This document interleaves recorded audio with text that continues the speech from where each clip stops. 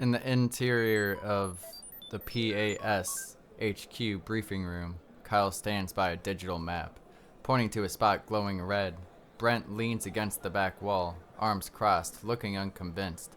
Lynn sits off to the side, headset around her neck, monitoring data streams. Kyle says, "Another light spike, right outside a college campus. You're gonna want to see this." A hologram activates, showing secure footage of Zman mid-performance, a cafeteria scene, kids cheering, shadows unraveling, and light waves rippling off his body. Kyle says, "His name's ZmanTheVegan. He's not just another activist. He's a conduit. Something bigger is moving through him."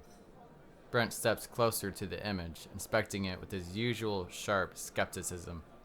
And Brent says, "Or he's just a flashy street performer with a glow stick fetish." Kyle smirks, arms crossed now. "You said the same thing when I told you Harvest was using shadow tech. You laughed when I mentioned soul energy." Brent turns toward Kyle, expression softer but still guarded. "And then I proved it wasn't magic. Not soul energy. It was a corrupted biofrequency interface. Your gut keeps your head in the clouds. My gut keeps my head in the science. Doesn't mean I'm not in." Lynn chimes in, scanning a data feed. "Honestly, whatever it is, he's drawing light in like a capacitor. That's never happened naturally. Not at this scale." Kyle places a hand on Brent's shoulder. The energy in the room shifts, lighter, more unified. "We built PAS to spread truth and protect life. You made it into something stronger. Now, it's time we let that light spread." Brent nods slowly, finally stepping toward the screen. "Fine. But if this guy breaks protocol, I'm pulling the plug, song or no song." Soon, Brent will walk beside that same man into the storm. Early morning, in the urban outskirts of downtown Columbia, Missouri, Carl walks quickly down a cracked sidewalk in a shadow-cloaked part of town. He wears a Harvest-issued uniform, handed to him by the agents the night before. The branded fabric whips behind him as he moves, a faint echo of their control still clinging to him. His shadow moves unnaturally, like it's pulling him faster. Carl thinks to himself, "They forgot who I am. Who made them bleed first?" Over Carl's shoulder, two students, one with dyed blue hair and one wearing a vegan patch jacket, are watching something on a phone, laughing with awe and disbelief. The student with blue hair says, "Bro, that blast was wild. They said he sang the energy into the sound wave." Vegan jacket student says, "ZmanTheVegan in lockdown. Dude, they literally turned the dining hall into a concert battle." Carl looms over them, blocking their light. They stop laughing instantly, nervous. Carl says, "What did you say?" On their phone screen, Carl gets a glimpse of a paused social media video. Z-Man and Lockdown stand in a cafeteria surrounded by students in a circle. Z-Man is mid-verse, the air around them glows. Todd is mid-air, getting knocked back by a sonic light wave. Blue-hair student says, It went viral. Z-Man shut down the psycho named Todd with music." Carl's eyes glow faint red as a tendril of shadow snakes from his palm and crushes the phone into shards. Sparks fly. "You think this is a game?"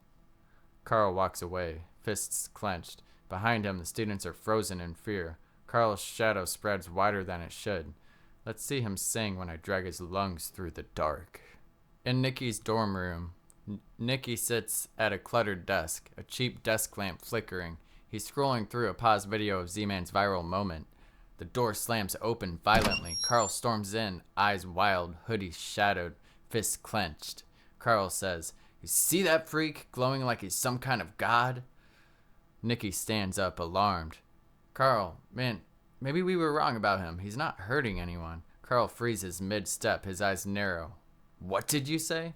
Carl grabs Nikki by the collar, lifting him slightly. Shadows snake up Carl's arms.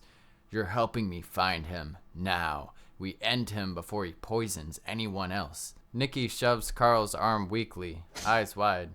Nikki says, This isn't you, man. You're scaring me."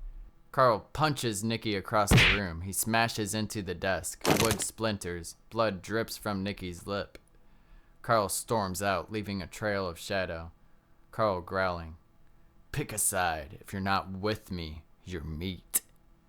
Nikki sits amid the wreckage, stunned and trembling. He looks at the broken screen of his phone, then slowly curls into himself. And he thinks, we were never friends. Not really. At a quiet park, Zach and his son sit on a bench, sharing fruit. The small container of fruit rests between them. Dew sparkles on the grass. It's 7:14 a.m. Zach's son says, Daddy, why do you always have your guitar? Zach looks down at his guitar and then at his son. His smile is soft and a little sad. Then Zach says, because some days the world needs a song just to keep going. The boy leans against him, thoughtful. He picks at a grape, brow furrowed. Are you going to be okay today? He gently squeezes the boy's shoulder, looking him in the eyes. I will. I've got something worth coming back for. Zach's ex pulls up, steps out, casual but guarded. She gives Zach a short nod as their son runs to her. She opens the back door of the car. Ready to go, kiddo? Zach's son says, bye, Daddy, I love you. Zach waves with a tired but warm smile. As the car drives away, he turns and walks down a path, guitar case on his back. A single golden leaf floats down in his wake. Zach thinks to himself, he's why I fight, why I sing, why I won't stop. At sunrise, a faint golden light pulses from the town square. Birds fly overhead in a perfect spiral formation.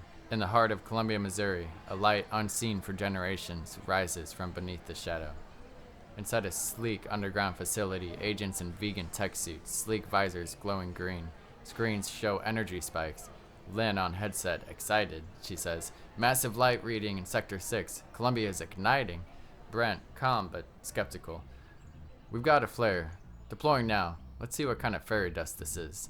ZmanTheVegan stands in the middle of a public park. Around him, sprouts burst from the earth as he sings. A tree grows instantly beside a gasping child. People gather, clapping, uplifted, green aura everywhere. In the shadows, Carl the carnivore watches with two harvest agents. His eyes glow red. Carl says out loud, this little garden gnome thinks he's changing the world. I'll change his face. PAS agents approach the edge of the square from a rooftop. Brent raises a scanner. The HUD shows shadow energy surrounding certain townspeople. Brent says, harvest's already here. Figures. The agents see Z-Man's song awakening people while a subtle aura of shadow tries to corrupt others. Lynn says over the headset, he's not just resisting, he's reversing corruption. Back on the ground, Carl charges through the crowd, dual meat cleavers spinning, his body now clad in crimson, crystal-textured armor. Carl yelling, let's carve up this tofu prophet! Mid-song, Z-Man's eyes are closed. A glowing apple tree sprouts beside him. Carl lifts a cleaver behind him. Suddenly, a radiant energy blasts through Carl backward. Then Tyler enters, fully transformed, wearing simple yet glowing armor made of bark and crystal. Tyler says, not today. Carl stumbles up, face bloody, grinning. You little worm, you're just a sidekick. Tyler braces, glowing with light. We're all heroes. Some of us just needed a song to wake up. They clash. Carl's savagery begins to overwhelm Tyler's defense. Tyler is knocked to the ground, coughing. Z-Man turns around, eyes wide, yelling, hey, stop! Z-Man steps forward, light growing from his chest. I know you're still in there, Carl. I'm not giving up on you. Not today. Not ever. Carl hesitates. For half a second, his eyes flicker, not with remorse, but confusion. The shadows around him pulse erratically. Z-Man places both hands out and releases a sonic light wave, not violent, but resonant and radiant. It ripples through the air, knocking loose several writhing shadow tendrils from Carl's body. Carl stumbles, momentarily dazed, not from pain, but from clarity. Some of the shadows sizzle as they fall off of him and crawl back toward the earth. Z-Man thinks to himself, even if it's only for a heartbeat, I had to try. Carl screams, surging with shadow energy. He charges at Z-Man, faster than expected. Z-Man's eyes widen. Too late. Carl slams Z-Man into the ground with both cleavers. The blow sends Z-Man skidding across the dirt. Z-Man groans, stunned, his light flickers.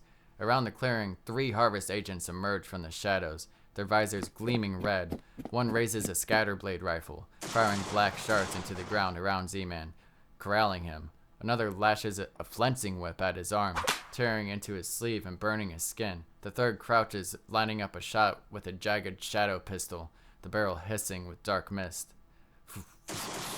Z-Man struggles, pinned under Carl's foot and surrounded by snapping black tendrils of the whip, his light dimming further as the agents close in.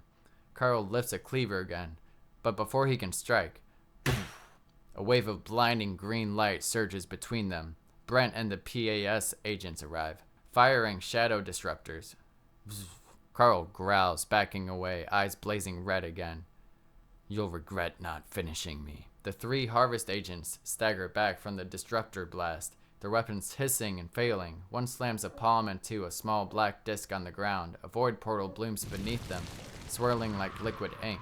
The agents retreat into it one by one, their weapons dissolving into the darkness as the portal seals shut behind them with a faint pop.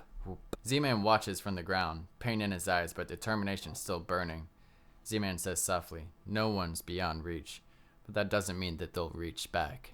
As Z-Man kneels on one leg, hand braced on the cracked pavement, his vine-woven shirt is torn at the shoulder. Leaves from his cape drift loose in the breeze. He's breathing hard, sweat and soil streaking his face. Brent and two unnamed agents approach. Brent says with his arms crossed, You done glowing yet? Z-Man rises slowly, wincing. His green pants are scuffed and smeared with dirt, his natural armor pulsing faintly. He steadies himself, eyes sharp despite the pain, and Z-Man says, And you are? Brent says, grudgingly, Protectors of all species, PAS, underground resistance, fighting the Harvest. Lynn says excited over the headset, Brent, he's real. Kyle's here too.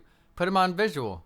On a screen Brent holds up. Kyle, the PAS leader, appears with Lynn in the background. Kyle says wide-eyed, No way. ZmanTheVegan is real. It's not just a legend.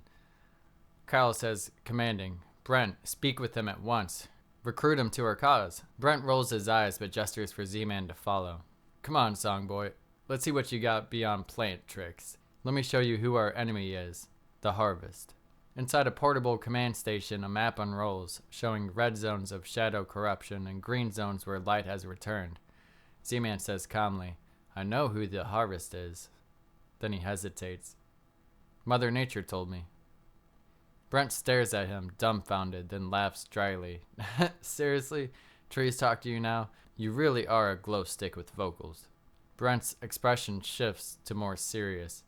Then he says, Well, tree whispers or not, here's what you need to know. The Harvest is a global syndicate, part corporation, part cult. They profit off suffering, factory farms, corrupt politics, propaganda, even shadow-based tech. They feed on fear, pain, and addiction. Lynn adds, still on comms, They don't just exploit animals, they harvest the planet and every innocent being on it. Z-Man looks down at the map again, his eyes narrowing. Then Brent says, We could use your voice. Kyle thinks you're some kind of savior. Me? I think you might just be noise with a glow stick. Z-Man says, We'll see, Brent. I don't need you to believe in me. I just need you to believe in what's right. Brent approaches from behind, but Z-Man raises a hand without turning. Before we go, I need to speak to someone.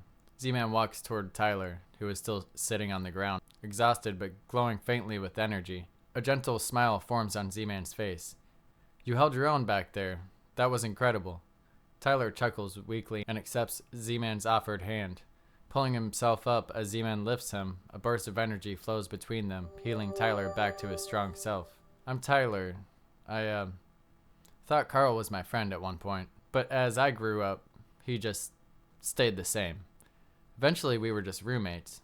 Then your song woke me up the other day. I don't know how to explain it. It made me rethink everything, and now I seem to have superpowers? Z-Man laughs warmly. Well, welcome to the club. I go by ZmanTheVegan, but my secret identity is Zach. Not that it's much of a secret, he says, smirking. I mean, look at this mask. It's basically a glorified pair of glasses. They both laugh. The sun begins to rise behind them, casting golden light across the park. Glad you're here, Tyler. We're gonna need you. Nikki approaches cautiously from the shadows, rubbing the back of his neck. A faint bruise colors his cheek, a small bandage visible over his eyebrow. His eyes flick between Z-Man and Tyler. Nikki says, Hey, that was some serious stuff back there. Look, I want to help. I know what Carl's capable of, and I don't want to be on his side anymore. Tyler and Z-Man exchange a wary glance. Tyler says, You aren't with Carl anymore, huh? Nikki says, nodding, Yeah. I don't agree with where he's heading. If you'll have me, I'm in. I want to fight for the right side this time. Suddenly, Brent steps forward, calm and confident. PAS can always use help. Here's the address for our HQ. Go there, and I'm sure they'll take you in. He hands Nikki a small card with the HQ details. Nikki looks at the card, then back at Z-Man and Tyler, hope flickering in his eyes. Z-Man turns to Brent. We need to pick up one more friend of mine. Follow me back to my place. We'll take the van from there. Just let me drive my car home. Brent says, grumbling as he eyes the rusted vehicle. That thing still runs? Z-Man says, grinning. Like a wheezy dream. I remember what it felt like to finally be welcomed into a group when I thought I was on my own. That moment can stick with you forever. It makes you want to fight for something bigger than yourself and hold on tight to the ones who stand beside you, even when the world tries to take them away. Over at the edge of town, a plain brick warehouse with one window glows faintly green. It's PAS headquarters. Nikki stands at the reinforced metal door, clutching the card Brent gave him. He knocks, hesitant but determined. A desk worker peeks out, clipboard in hand. The desk worker says, "You Nikki? Come on in." Nikki steps inside. The HQ bustles with life. Rows of desks where agents type and answer radios. Maps of harvest facilities pinned up. A wall-sized monitor tracking shadow signatures across Columbia. Boxes labeled Light Tech, fragile, stacked against a wall. Nikki thinks, this is bigger than I thought. At a command desk in the far corner, Kyle gestures at maps and issues quick orders to agents. Then the desk worker says, paperwork first. Follow me. Zach's beat-up car pulls up beside a sleek PAS van outside his apartment. Headlights cut across the building. Then they hear a series of loud noises and crashes. Then agent says, that doesn't sound good. Brent steps out of the van, raising his scanning device. Zach exits his car, worried. The device glows as Brent waves it toward the building. Halt! Everyone hold position. This could be dangerous, says Brent. Close-up of the scanner. Green and red lights flicker. Stabilizing. Brent frowns. Not harvest tech, but heavy energy signatures inside. Brent signals the team moves cautiously toward the door. Zach swallows hard, then pushes the door open. Smoke and a low hum spill out. In the interior of the apartment, it's a wreck. A couch half melted, dishes suspended in midair, a sparking ceiling fan. In the center stands Lockdown, grinning in a power pose. Bass waves pulsing from his fingertips. With the flick of Lockdown's hand, the chaos reverses. Furniture zips back together. Light bulbs reignite. Dishes gently stack. Then Lockdown says, relax, just tuning the room's frequency. Also, I fixed it. Z-Man steps over a warped spoon, unimpressed. That was my only spoon, bro. Lockdown picks up the spoon, now glowing faintly. He tosses it back to Zach with a cocky grin. Then Lockdown says, correction, was your one and only very lame spoon. Now, it's a legendary spoon. Also, weren't you supposed to be at work? Then Zach says, shrugging, handled. Got my shift covered. Inside the campus dining hall, a student stares in confusion. A squirrel and raccoon, in Zach's uniform and a COVID mask, stand behind the counter awkwardly. Several other small animals are stuffed into clothes nearby, trying to look human. The student says, ugh, gross. Is that a hair in my burger? The raccoon is sneaking fruit into his mouth while flipping pancakes terribly. Then, back at Zach's apartment, Z-Man suddenly freezes. A glowing leaf falls beside him. He hears a soft whisper. Then Mother Nature says in Zach's head, bring them to me. Then Z-Man says to Brent, we need to make one more stop. I need to take all of you to the Elder Tree to meet Mother Nature. Then Brent says annoyed, I'm not here to follow you around on your hippy-dippy pointless errands made up from your acid trip. Then Kyle says overcome, how's it going, Brent? Then Brent says sarcastically, Z-Man wants to take me into the woods to speak to Mother Nature. And Kyle says, put him on. Hi, my pleasure. Very, very nice to meet you, Mr. ZmanTheVegan. I wanted to meet you properly, not through this telegraphic tech, but this will do for now. Today, I'm making you in charge. And Brent says, what? Kyle continues, I've seen everything you're doing, and I trust in you and your judgment. I don't know if Mother Nature is real, although I would love to believe so. Whatever you've got going on is working, so Brent, follow Z-Man's lead. Brent says, In a rooftop rooftop chamber atop a ruined tower lit by black flame. Carl stumbles in, dragging his wounded arm, breathing hard. Carl says, snarling, frustrated, "I had him. That tree freak stepped in. That bark's tougher than I thought." CEO doesn't turn. Standing before a pedestal containing a shadow module, a writhing dark iron engine with tendrils plugged into various tech panels. Then the CEO says coldly, "And yet you return empty-handed." Mortem stands nearby in silence, his eyes flick to Carl, then to Rotfather's tazy form watching from above. Just a faint grin in the shadows. The Rotfather says telepathically, "We'll decide, Sir Rot, or fade with it." Mortem doesn't respond. Slowly, he walks to the shadow module. His vine scattered hand brushes the device. It glows, then darkens further, absorbing his death essence. The device pulses and black veins surge through Carl's armor. Mortem says quietly, "It is done." Carl says, smirking, shuddering from the upgrade, "Oh yeah, this time I'll take his heart." Nikki sits at a folded table, filling out stacks of forms with a dull pencil. Next to him, another recruit, calm and confident, racing through the pages. Didn't realize fighting evil started with homework. He flips a page effortlessly. "Better get used to it. They don't just hand out badges here," says another recruit. Then Nikki says, "This feels too easy. Just some paperwork and what? I'm in?" Then the other recruit says, "Easy? You weren't recruited yet. This is just a screening. Pass today, and you're really in." At a forest clearing, trees part to reveal a glowing grove, with a giant elder tree in the middle of the open field. Brent, skeptical, scans the area while Lockdown and Tyler look in awe. Mother Nature's form appears part elder tree, part glowing spirit.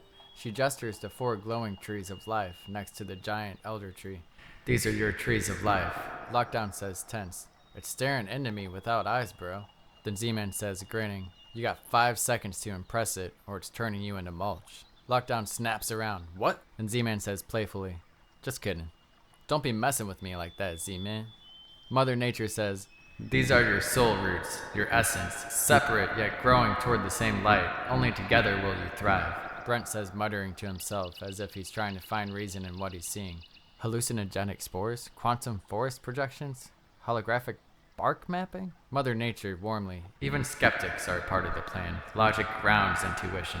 Doubt refines purpose." Lockdown says, "Brent's probably waiting for Bill Nye to show up, host a TED Talk, or maybe if he watches it on a Cosmo special where NASA scientists scan the bark and write a peer-reviewed study, then he will buy into all this forest magic stuff." Brent looks over at Lockdown, unamused facial expression, then gets back to his gadgets to scan and read the environment. Then, Cowboy Titanium steps from behind the elder tree, now restored and glowing faintly. Mother Nature says, "Join them today." Zack and Lockdown cheer. Zack claps Cowboy Titanium on the shoulder while Tyler grins, still awestruck by the glowing forest around them. Z-Man says, "I knew you were in on the spiritual warfare stuff." Then Brent says, muttering, "Pfft, spiritual warfare." Lockdown says, "We got the whole band now." And Tyler says to Lockdown quietly, "Is it always this weird when y'all hang out?" And Lockdown says, grinning, "This ain't even our weirdest Tuesday." And Z-Man says, "Stick around. Weird tends to change the world." Cowboy Titanium, calm and composed, looks over the group and then to Mother Nature, nodding respectfully. Cowboy Titanium says, "I rode the edge of death and found clarity. If we're facing the end of the world, I'd rather go out with y'all than alone." Brent says, arms crossed and dry, "Okay, but can someone explain how this power stuff even works? I didn't exactly major in tree-hugging mysticism." The Mother Nature says, turning slightly, "All power flows from the same current. The life that pulses beneath all things, but it blooms differently in each of you. Music, courage, clarity, even logic. These are just branches from the same root." Lockdown says, "Knew I was grounded, didn't know it was literal." Mother Nature raises her hand and bursts of golden light swirls outward through the tree tops. Leaves glow, then fall gently like soft fireflies. Mother Nature says, "Then go forth, rooted in truth, shielded in compassion, and wielding your unique flame. The storm is coming. Let your light blind it." Tyler says, joking, half serious, "Okay, but just checking. Am I, like, in the band or just the guy who helped carry the amps?" Lockdown says, "Nah, you're rhythm guitar at least." And Z-Man says, "Brother, you stood your ground when most ran. That makes you more than backup." Everyone turns to Z-Man, and Tyler says, "So, now what?" Z-Man turns to Brent, and he says, "We've got everyone. Your logic's our compass now. Where do we fight the Harvest Shadow today?" Brent says, "Okay, let's get out of here and do something actually productive." And then Z-Man says, "Alright, actually, I'll be there in just a minute. Let me talk to Mother Nature real quick." Brent says, Yeah, go whisper to your tree mom. I'll be busy fixing reality." Then Zach says to Mother Nature, Okay, so I got a lot of questions, like, what the heck do I do about Carl and Todd and the whole Harvest nightmare, and how do I even fight shadow corruption without getting eaten alive? Am I really supposed to be some kind of savior here? But Mother Nature says, calm, gentle, and wise, "Zach, even the tallest tree grows from a single seed. You do not have to carry the forest alone. Trust your song, your heart, and those who stand beside you. The path is not clear, nor should it be. You will find your way, step by step." And Zach says, a little relieved but still anxious, "So you're not sending me out there with a map and a miracle?" And Mother Nature says, smiling softly, "No map, but life itself is a miracle. Just with your will and promise, you will never walk in shadow alone. Now go. The world waits, and so do your people." Brent yells, "Z-Man, come on!" Zach nodding, inspired but humbled. "Alright, I'm on my way." At the forest clearing, moments after Zach and the others left, a single blade of grass nearby wilts and blackens, rotting rapidly from the tip downward. Mother Nature's eyes sharp, her voice calm but firm. She says, "Mortem, you shouldn't be this close to the trees of life. Your rot will infect them." From behind a dying oak, Mortem emerges, his form flickering between angelic grace and decaying ruin. Vines drag behind him, some still green, others blackened. Mother Nature says, "I expected you, but I hoped you'd come sooner, before the shadow twisted you this far." Mortem steps forward, shadow coiling at his heels. His eyes glow faintly, not pure light, not full dark. Mortem says, "I'm losing light, passing the breaking point. The Rot Father watches me now, closely. One misstep, and he will trap me beyond reach." The Mother Nature says, "Then why stay?" Mortem continues, "To observe, to remember what balance was. But even rot must be touched, to be measured." Mother Nature says, suspicious, stepping closer, "You reek of shadow, old friend. What have you done?" Mortem lowers his gaze, voice quiet. "What I had to. A taste of decay, to earn his trust. Even if it meant fusing death into their weapons." Mother Nature says, "And when the observer starts participating?" Mortem says, "That line has grown thin." A single leaf falls between them, green on one side, black on the other. Mother Nature says, "You were his hope, the last flicker against the rot's spread." Mortem slowly lowers his hood, revealing subtle decay beneath his once radiant skin. Empty veins, cracks of shadow, still faint light glimmers within. Mortem says, "He wields a secret weapon now, the rotten core. You must prepare. The world will tremble before it. I come not to fight you, but to warn you. This darkness is deeper than any before." Mother Nature's gaze hardens but holds compassion. She says, "Then we stand ready. Even in darkness, life finds a way. And I trust Mortem. There remains light within you." Mortem gives a wary, almost hopeful nod. Then he turns, steps backward into the trees. Each footfall leaves grass curling into ash behind him. And then, he's gone. The team is walking away from the grove. Z-Man, Lockdown, Tyler, Cowboy Titanium, and a grumpy Brent trailing behind. The trees close behind them like a secret never meant to be seen. Z-Man thinks to himself, some truths are too beautiful to prove. You just feel them and follow them. Somewhere deep inside Harvest HQ, a dim red light control room, the CEO stands in a silhouette before a wall of surveillance screens. One screen shows the PAS van approaching. The CEO says coldly into his wristcom, "They're almost there. Deploy the butcher. Let them taste his discipline." A green van, painted with elegant leaf and vine patterns, hums down a rain-washed city street. Its wheels glide through the puddles, reflection neon lights. Inside, Z-Man, Tyler, Cowboy Titanium, Brent, and Lockdown ride with PAS agents. Armored but smiling, tense with anticipation. The dashboard glows softly green. A family of ducks waddles across the street, and the van brakes gently. No honking, no frustration. Z-Man watches them with quiet reverence. Lockdown records it on his phone, captioning it, "Compassion, always." Just as the last of the duck waddles safely across the road, a blur of movement flashes in the side mirror. From the alley, a snarling brute of a butcher, draped in blood-stained apron and wielding a cleaver the size of a surfboard, charges at the van, eyes wild with fury. His body is thick with rage and shadow, veins pulsing black. Cowboy Titanium, sitting shotgun, catches the motion out of the corner of his eye. Without a word, he opens the van door and steps out, his massive 7'7" frame casting a shadow that swallows the butcher's momentum whole. The butcher raises his blade with a primal roar.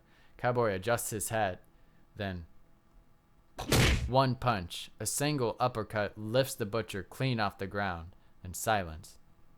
When the butcher finally lands, dazed and wobbling, his cleaver clatters harmlessly to the ground. He blinks up at Cowboy Titanium, now clutching a spice rack and muttering something about lentil loaf. Then Lockdown says, from the inside of the van, laughing, "Bro, turn him into a vegan chef mid-air." Lockdown continues, "That was a compassionate punch, right?" He gestures to his phone. "I did just post compassion always with those ducks, so I'm trying to stay honest out here." Cowboy Titanium says, grinning, "Sometimes the kindest thing you can do is punch the shadow out of someone." And Brent says, shaking his head, "We're here to liberate the facility, not start a brawl. Focus up." Then, the team makes their way to a giant street market of flesh. At the exterior of the meat street market, faded harvest banners flutter above a crowded alley lined with slaughter stalls. Blood drips into gutters. The van screeches to a halt. When the light awakens, it does not ask, it acts. At the market corridor, Zman steps out of the van, guitar slung across his back. His eyes glow faintly green.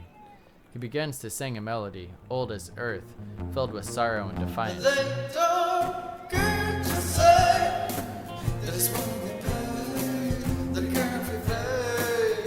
You fade away, they just wanna get paid.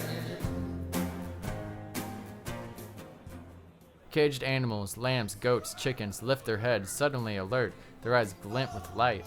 Shafts of pure white energy descend like divine spotlights. The cages burst open as animals vanish in blinding flares of light. One vendor stumbles back, cleaver dropping from numb fingers. The vendor says, "What the? They're just gone?" Chaos erupts. Some vendors collapse, others weep. Shadowy energy begins to shatter around them like glass under pressure.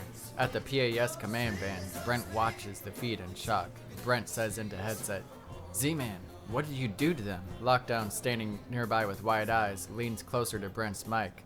Lockdown says, "Yo, did he just send them to animal heaven or something?" Kyle's face pops onto the van's central comm screen, surrounded by data streams and location maps.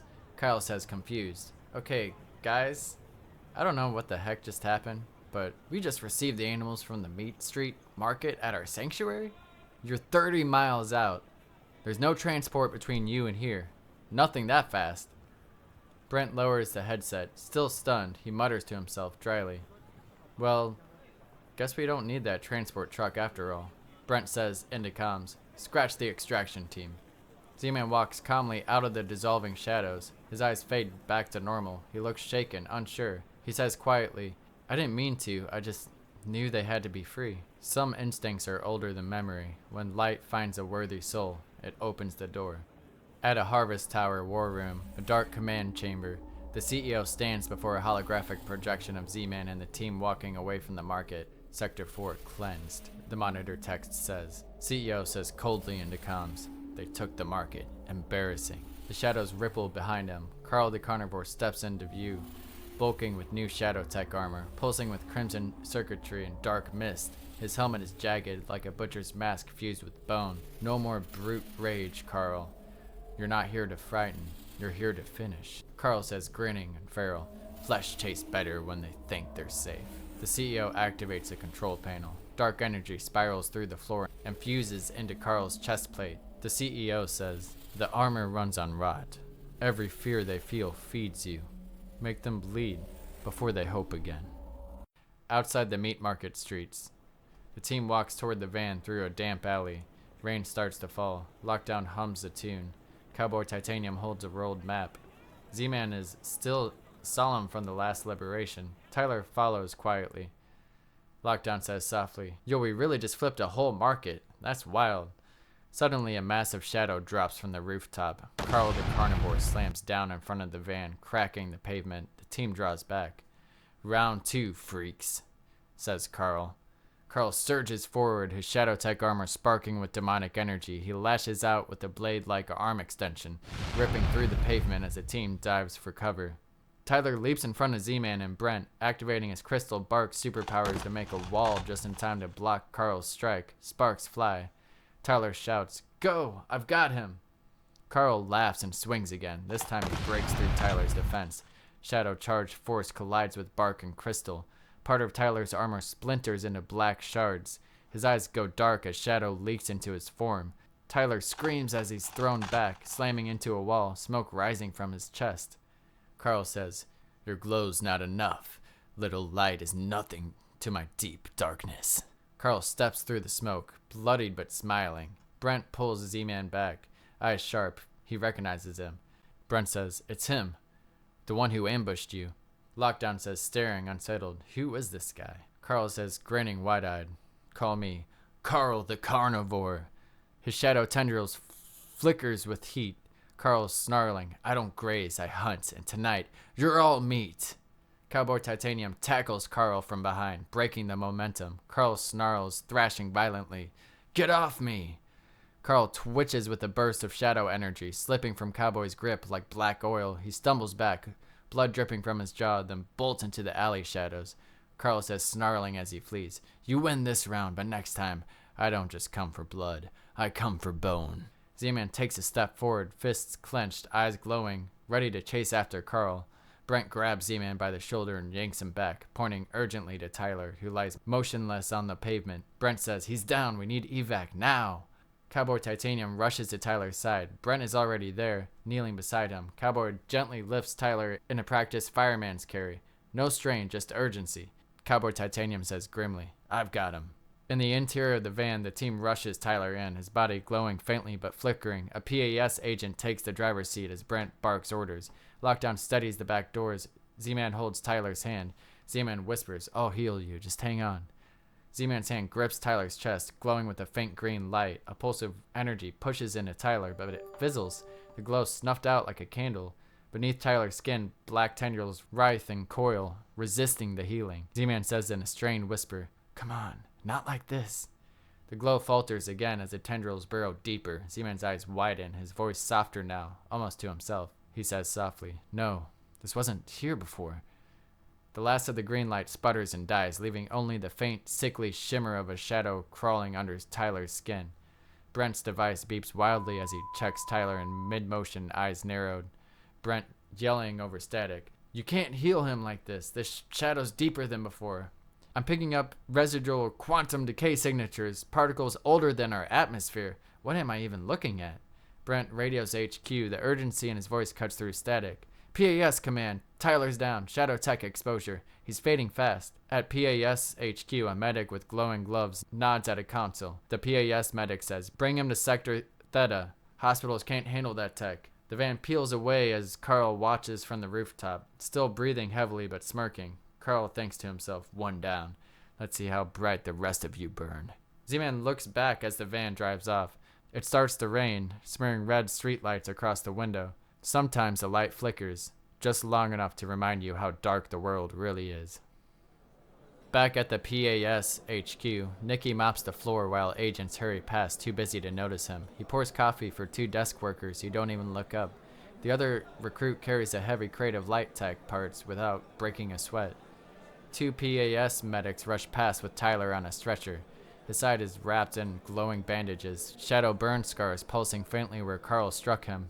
Kyle strides alongside, snapping orders. "Clear the path, tech ward, now!" Nikki freezes, mop dangling at his side, eyes wide as Tyler passes by. Nikki thinking, Tyler, he looks half dead. He gets a closer look at Tyler, barely lifting his head but locking eyes with Nikki as he passes. Tyler says weak and strained, "Don't waste your second chance. Compassion's the only strength that lasts." Nikki stares after him, shaken, the words echoing in his mind. A desk worker suddenly drops a laptop on the nearest table, snapping Nikki out of it. Desk worker says sharply, "You done mopping yet? The other guy finished a long time ago." Doesn't matter. Next test. Outreach post. Show us why you care. Nikki starts typing. Tyler's words echoing in his mind. His hand trembles at first, then steady as he finds his voice. The on-screen text says, I used to follow someone who believed power came from taking, from eating whatever you wanted, from never caring who it hurt. I thought that was strength. I thought that was the only way to survive. But all it ever gave me was fear and emptiness. Today I saw someone who nearly died fighting to protect life. Even half-conscious, he told me compassion is the only strength that lasts. And he's right. Real strength isn't cruelty. It's choosing mercy again and again, even when it's harder. If someone like me can change, anyone can. Over the shoulder of the other recruit has already finished his post, leaning back smugly with arms crossed. The other recruit says, not bad, but let's see if it's enough. In the interior of the PAS van, moving through rain, Zman stares out the rain-smeared window in silence. The passing light of the city reflects in his eyes. His posture is still, heavy. We left the wounded behind, not because we wanted to, but because this war doesn't wait for healing, Zman thinks to himself. Brent sits near the back doors, scrawling slightly as he checks the power readouts on his light rifle. His voice cuts through the quiet like a blade. Brent says, this is why I don't follow singers. One mission in, and we're already down a man. Lockdown stretches his arms with a quiet groan, trying to break the tension. Cowboy Titanium sits beside him, still silent, watching the city pass.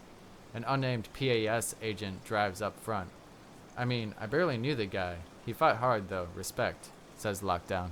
Zman turns slightly, not looking at Brent, but his voice is calm, measured. Zman says, he was more than his moment. Brent scoffs and leans back, arms crossed. He says, we'll see if that line keeps us alive when the next shadow tank shows up. Zman's fingers are still faintly glowing from the remnant of healing energy. He closes his hand into a soft fist, and he thinks, doubt isn't the enemy. It means you're still searching, but compassion, that's what keeps you clear while you do. Miles outside the meat market, the van parks under a faded awning. Lockdown Tyler and Cowboy Titanium are quietly gearing up, reviewing a crude paper map. PAS agents hand out comms and EMP patches. Brent says to the team, main kill floors through the tunnel on 5th. That's where we hit first. PAS agent says to Cowboy, we'll clear the docks and wait for your signal. Quiet until then. Zman lingers behind the others, looking down a separate narrow alley with a strange pull. A faint bleating echoes from deeper within, barely audible. Something's not right. Brent says to Zman, main kill floor is through the tunnel on 5th. That's where we hit first. But we have to wait here for 5 minutes before we go any further to stay under their radar. I'll show you more about the facility and the targets we're after once we get on the move again. Brent sees Zman splitting off and groans, following. He taps his earpiece. Brent says, Zman's veering off again. I'll babysit the green vegan superhero. Go loud if needed. Zman reaches a rusted metal door, barely hanging on its hinges. Zman stands before it. A sign above it reads, Processing overflow. Defectives. The sound of machinery and shouting are distant, but nearby. Brent stands back, arms crossed. Brent says, last chance not to go full Disney here. In the interior of this warehouse, Zman pushes the door open. A dark room filled with shadows and weak cries. Dozens of injured, too young or discarded animals lie on the cold concrete floor, barely breathing. Zman steps inside, his light spills in behind him. He kneels beside a sick lamb. He starts to play his guitar softly. The lamb twitches, lifting its head just a little. Zman says softly, I'm sorry you were forgotten. Brent at the doorway, furious, in a hushed but harsh voice. We don't have time for this. One wrong noise and we're done. Outside the building, a group of harvest agents patrols nearby, shadowy, armored, glowing with faint red glyphs. One agent pauses, ears perking. A faint hum is drifting on the wind. Harvest agent number 1 says, You hear that? Harvest agent number 2 says, Music, real faint. Then Harvest agent number 3, scanning, says Sector 7 supposed to be clear. In the interior of Sector 7, Zman continues singing. More animals stir. A quiet golden pulse radiates outward. Brent clutches the doorframe, torn between panic and disbelief. Brent says, muttering, You're gonna get us both killed for this. Harvest agents get closer. One raises a scanner, starting to pick up radiant energy spikes. Anomalous activity, 12 meters. The harvest agent says. Zman's hand glows bright now. and one by one the animals flicker into radiant bursts, vanishing, saved. But just then, Z-Man wavers, his light dims, overwhelmed. Z-Man says in a strained whisper, "Not yet, please hold on." Brent steps beside him, snapping his fingers in front of Z-Man's face, and he says sharply, "We have to go now, now." The harvest agents round the corner just as the last pulse of light disappears into the air. There's nothing but silence and empty cages. Z-Man collapses to one knee, drained, but Brent hoists him up. Brent says quiet and intense, "Next time, sing faster." Brent and Z-Man vanish down a back corridor as the harvest agents step into the now silent shelter, weapons drawn, only to find nothing but dust. Back at the interior of the now moving PAS van, Brent holds up a small damaged drone. Brent says to Z-Man, "Alright, Miracle Boy, try teleporting this, just like you did with those animals." Z-Man focuses, hand glowing. The drone sits lifeless. Nothing happens. Z-Man says, "It's not working." Brent says flatly, "Yeah."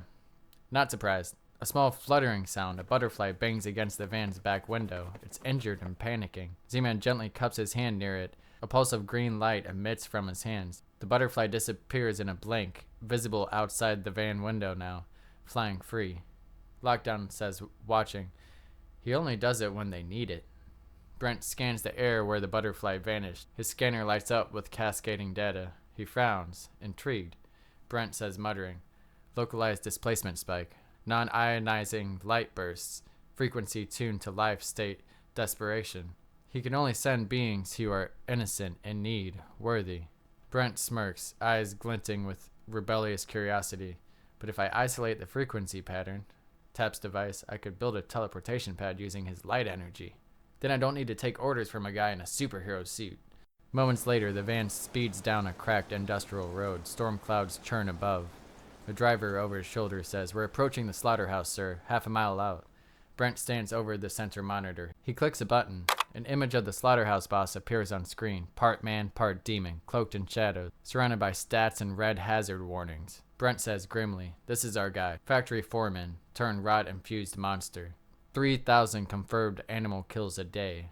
Waste runoff poisoned 5 nearby water tables. Locals call him the Meat King. He's not just dangerous, he's desperate." Lockdown glances over from the passenger seat, adjusting his gloves. Lockdown says, grinning, "Hope this guy likes surprise inspections, 'cause we brought the whole damn board of justice." Brent folds the monitor closed and grabs his scanner. Then Brent says, "I'll have to figure out that light teleport trick later. Right now, we've got a slaughterhouse boss to dethrone." In the interior of the slaughterhouse kill floor entrance, exterior steel double doors chained shut with thick black barbed wiring. The wires pulse with red glyphs oozing a dark tar-like rot, screams echoing faintly from within. Brent says off panel from comms, "We're synced. Hit it now." Cowboy Titanium steps into frame, cracking his massive knuckles. Cowboy Titanium says, "Don't mind if I do." He charges the door with furious steps, then slams his shoulder into the lock, the red glyph flare resisting until he rears back and kicks straight through them. Lockdown says from behind, joking, "Gonna need you to teach me that leg day routine, Big T." The doors blast open into a hellish scene, a long, grotesque corridor of hanging carcasses, blood troughs, and industrial machines. A thick haze chokes the air, shadow twitches along the walls.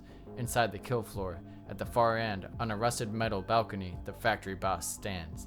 He is massive and grotesque, his body swollen with shadows, veins bulging black, his eyes burn red, chains wrapped around his arms twist like serpents.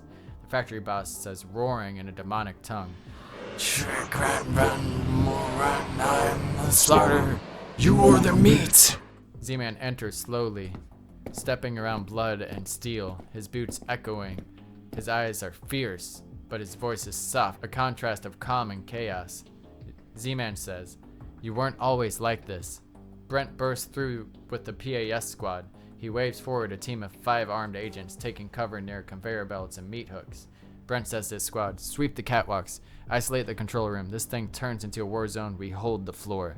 Lockdown behind cover, grinning as he scans the kill floor and tosses a spare meat hook over his shoulder. Lockdown says, "Smells like fear, blood, and cleaning chemicals." From the shadows, more Harvest agents drop down. These wield enhanced shadow tech weapons, larger scatterblade rifles that leave burning trails across the walls. bone hooks that split into multiple tendrils mid-swing, and whips that sprout serrated blades along their length. The air hums with their low, mechanical growl as they close in on Brent, Lockdown, and Cowboy. Brent says, calling out while returning fire, "These modules are upgraded. Aim for the seams." As Cowboy Titanium wades into the fight, casually backhanding 2 agents into the wall. The agents collapse, their bodies still at last, but their weapons remain alive, twitching and writhing with rot. A scatterblade rifle, split down the middle, skitters toward him on spider-like legs of shadow. Nearby, a severed shadow cleaver, veins bulging black, drags itself across the floor, gouging scars in the concrete as it crawls. The air reeks of decay as the weapons pulse and squirm, refusing to die. Cowboy watches them for a beat, unimpressed. Then he crouches, grabs a rifle in one hand and the cleaver in the other. With a sharp, deliberate motion, he snaps them both in half. They screech faintly before dissolving into black sludge that seeps into the cracks of the floor and vanishes. Cowboy Titanium says, grunting as he swings a fallen agent's chain, "Guess they brought the fancy toys tonight. Still break the same." Brent and his squad exchange fire with agents, while Lockdown flips a harpoon line around an agent's neck and yanks him off a platform. Another agent fires a scatterblade rifle, the shards spinning in midair like hunting knives, while a third cracks a void net at Brent's cover, trying to trap him. Lockdown says, mocking mid-fight, "These boys got new whips and nets, and still can't hit me. Sad." The scatterblade shards scream through the air, but Brent slams a portable light shield into the ground. The swirling knives slam into the barrier, hissing and fall inert. At the same time, the void net lashes toward him like a writhing black cage, but Cowboy steps between it and Brent, catches the strands with both hands, and tears it apart with a sharp rip, tossing the shredded pieces aside as they dissolve into sludge. Brent says dry, while firing back, "Appreciate it. Could have been messy." Cowboy Titanium says, grunting, "Wasn't much of a net anyway." A large screen above the factory floor flickers to life as Zman walks forward. Static clears, revealing the CEO's silhouette, face mostly obscured by red shadows and reflections of fire. CEO on screen says, "Do you think music will cleanse them? That light can undo a lifetime of loyalty?" Zman says softly, "Light doesn't erase, it reminds." Then CEO says, "Then let them remember what fear tastes like." The CEO vanishes, then suddenly, a dark shockwave erupts from the factory boss. Chains unravel from his arms and lash toward Z-Man. Z-Man raises his hand, catching the first with a glowing palm. The impact sends a shock of ripple across the room. Z-Man steps forward, his voice turning into an ethereal harmony. His throat glows faint green. Ancient geometrical shapes spiral from his skin like veins. A distant hymn begins to resonate through the walls, not loud, but ancient. The factory boss falters. His chains freeze mid-air. His monstrous form wavers, flickering between human and demon. The factory boss says in a cracked whisper, "No, I did this to survive. I was just doing my job." Z-Man's eyes shimmer. He kneels slowly in front of the towering shadow. Z-Man says, "No one is born to destroy. We're just taught to forget." Tears roll down the boss's cheeks as his shadows pour out of his mouth like smoke, rising and dissolving. His body collapsed to its knees, human again, pale, shaking. The factory boss says, softly, broken, "What have I done?" As the shadow finally leaves the factory boss and the crimson light fades, the remaining harvest agents pause mid-attack. Their weapons falter, shadows on their armor dim. One by one, they glance toward the fallen boss, hesitant, then retreat. Agents slam back reset beacons into the floor as they retreat. Portals bloom open beneath them as they vanish. Then a PAS agent says, watching them as they go, "Cowards. Can't stand the light without their master." The blood drains from the machinery. Lights flicker back on normal lighting, not crimson. Above, Brent and his squad signal the all clear. Brent says into comms, "Zone clear, control room secured, no resistance left." Lockdown hops down from a catwalk holding a fallen security camera like a trophy. Lockdown says, "Look at that. He sang the demon out of him. Somebody get this man a Grammy and an exorcist license." Cowboy Titanium holds up a broken shadow chain, still twitching faintly with residual dark energy. He studies it with narrowed eyes, the black smoke curling around his wrists like it's trying to fight back. Cowboy Titanium says low and serious, "Shadows always look strong, till you hold it up to the light." As he crushes the chain in one hand, the black metal shatters like brittle glass. He tosses the dust aside, unimpressed. Cowboy Titanium says, "Cheap tricks." Z-Man places a hand on the boss's shoulder. The two sit silently amid the ruins of the kill floor. No more blood, just silence. Z-Man thinks to himself, sometimes the only way to win is to remind them they're still human. The PAS earpiece across the team crackle to life. Brent, Cowboy Titanium, and Lockdown all pause mid-movement as Kyle's voice comes through crisp and clear. The atmosphere shifts, focused, energized. Kyle says into comms, "This is command. Excellent work, team. 1 zone down, 4 more flaring hot. Hope you packed extra compassion." Brent exhales and nods, tapping the side of his light rifle as it glows softly. Lockdown cracks his knuckles with a grin. Z-Man rises slowly, glancing once more at the redeemed boss, then turns toward the exit. Z-Man thinks 1 wound healed, 1,000 more waiting. But something had shifted. Inside the PAS HQ break room, Nikki sits slouched at a cafeteria-style table, chewing on a pencil. Empty coffee cups and crumbled intake papers are scattered in front of him. His knee bounces restlessly under the table.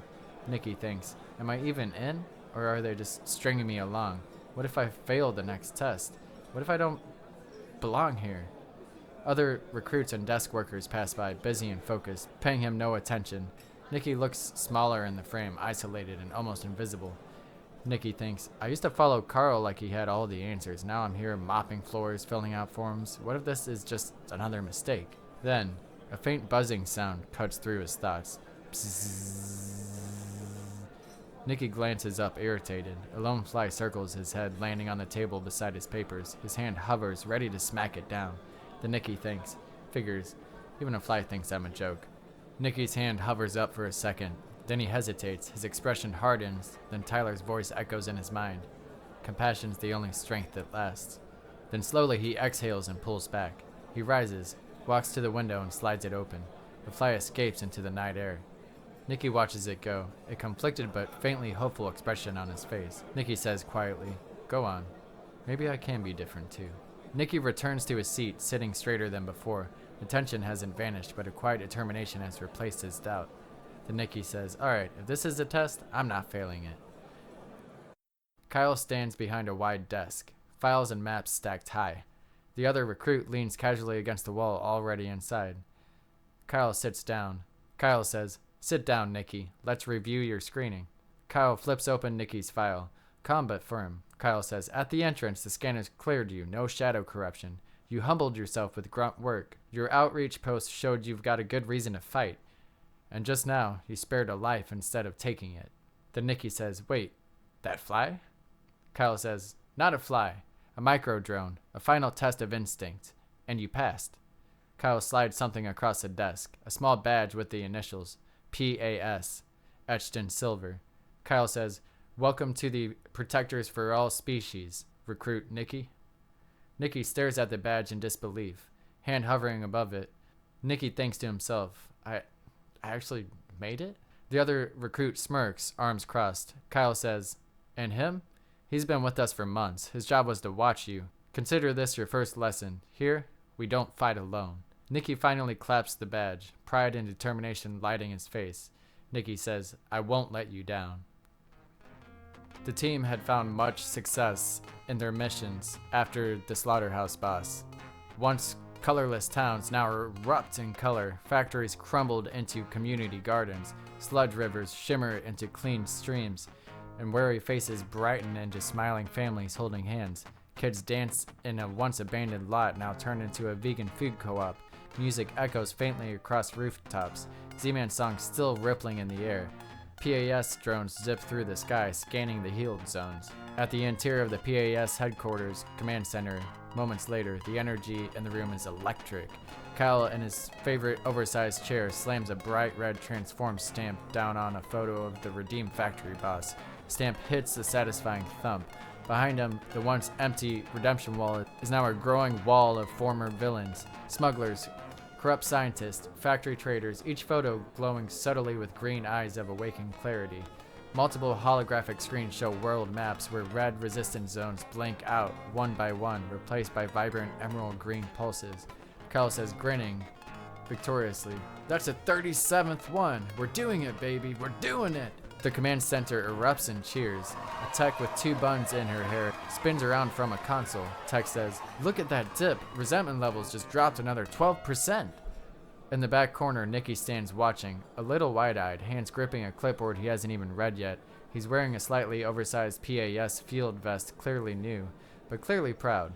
As the room buzzes with movement, a nearby agent hands him a vegan protein bar and fist bump. The agent says, "First week and you're already witnessing history. Not bad, rookie." Nikki smiles big. Nodding, he doesn't say much, but you can feel his excitement rising. He turns back toward a screen showing before and after images of a liberated city zone, and for just a moment, his face reflects the flicker of purpose. Then Nikki says softly to himself, "Let's go." At a harvest outpost, dim and left to rot, 20 demons circle a trembling baby fawn inside a filthy cage. In the center looms General Vrex, massive, armored, cruel. Vrex says, "Too small to eat, perfect to break." Laughter echoes. One demon heats a brand. Another carves sigils into the ground. The fawn whimpers, pressing against the cage bars. One demon says, "Crack it slow. It screams better that way." A sudden chill fills the air. Torches flicker, then dim. Mortem steps through a crumbling archway, cloaked in stillness. The room falls silent as shadows draw inward behind him. The demon glances up. Some laugh, some shift uneasily. Demon number 1 says, "The Reaper's here. What, come to carry over bones?" Vrex says, mocking, "Nah, he wants a front row seat." Vrex grabs the cage with the fawn still inside, grinning, hurls it directly at Mortem. Vrex says, "Here, catch your little hope before I grind you both into rot." The cage hurtles through the air. The fawn shrieks. Mortem raises one hand and a wave of soft rot light catches the cage midair, gently stopping it before it crashes. He kneels beside the cage. The fawn trembles. He places 2 fingers to its forehead. The creature breathes peacefully and dissolves into light.